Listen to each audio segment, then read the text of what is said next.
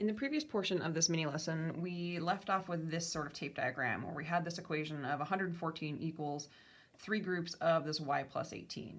And so before we start solving this equation, let's take a quick review from last year of the distributive property. And so if we think about the word to distribute, that really just means to give something to each member of a group. And so what this is saying is that if I want two copies of this x plus 3, another way I could write an equivalent expression would be to distribute this 2 into everything into that parentheses. And so what this is really saying is this is 2 times x plus 2 times 3. And so I could simply rewrite that expression as 2x plus 6, right? Because 2 times x is 2x and 2 times 3 is 6. So again, distributive property just says, hey, take whatever's on the outside of the parentheses and distribute it into the stuff inside the parentheses. So again, now this is saying 2 times 3 plus 2 times x, which again we can simplify. 2 times 3 is 6, and that's 2x. And so these two are actually equivalent expressions. And again, I have those down just so we can kind of see that it doesn't matter whether the x plus 3 is in this order or it's 3 plus x. It just wants two copies of that thing. We have to be careful though, because when we get to maybe like a variable on the outside, I'm going to do the same strategy where I'm going to multiply whatever's on the outside into everything in the parentheses. And so I could write this as x times 2 plus x times 5. Well, 2 times x is simply 2x, and x times 5 is simply 5x. Well, 2x's and 5x's is actually 7x's. I can also look over here, and if I realized in here, these are the same terms, right? Because it's a number and a number, and so I can combine them, versus this one up here is a number and a variable. I couldn't combine anything in there. And that's why the distributive property is helpful, is when I have like two numbers, well, I could have simplified this as 2 plus 5 is 7, and that would be 7 times x is 7x. But so the distributive property helps us when we don't have numbers on the inside, but we have variables and we can't combine anything. One thing that's important to remind yourself about with multiplying negative numbers, for example, let's say I have this expression. I take whatever's on the outside. So there is a symbol in front of all of these, right? They were just positive numbers.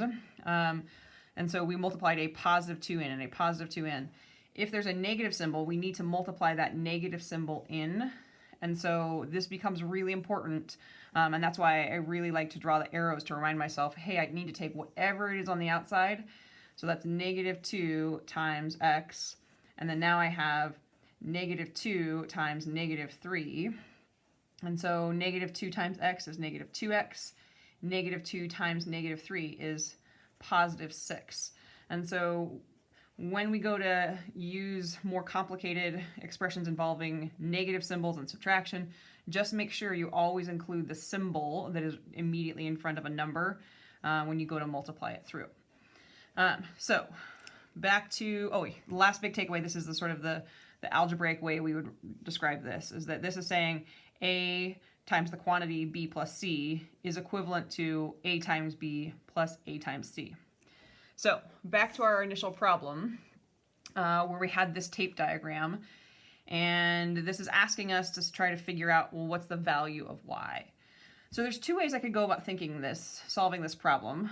If I'm looking at the tape diagram, I notice there's 3 equal chunks, and so I know that I essentially need to divide 114 into 3 equal parts to figure out how much of that y is in each place. And so one way I might start by solving this particular equation is thinking, well, this is 3 times y plus 18. And over here I noticed it was 3 times y plus 18, and I wanted to initially divide that into 3 chunks. So if I could divide this by 3 first, 114 divided by 3, let's hear that's going to be 38. And so then all I'm left with, because 3 divided by 3 is 1, is this y plus 18. And so now, using my inverse operations, I can subtract 18 from both sides. 38 minus 18 is 20. And so I could get y equals 20. Sometimes that feels a little scary to divide by 3 right away, or divide by the coefficient on the outside of the parentheses, and that's fine. And so the other great way we can solve this problem is by using the distributive property. So remember, our distributive property says, hey, take whatever's on the outside and distribute it in. And so now I can simply rewrite this expression as 3 times y, which is 3y, plus 3 times 18. And so that would be, let's see here, 3 times 18, what is that, 54? I think that's right. Yep, there we go. Oops, that should be plus, not equals. And so now I can, by using the distributive property, get rid of those parentheses. That's a great strategy, is just to distribute everything in, whatever's on the outside, into the parentheses. And now I'm left with an equation where I'm simply using my inverse operations. Since this is 3y plus 54, I need to subtract 54 to move it over here.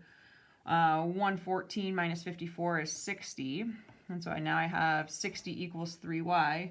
The math that's happening between this 3 and the y is multiplication, so to get rid of it, I need to divide y equals 20.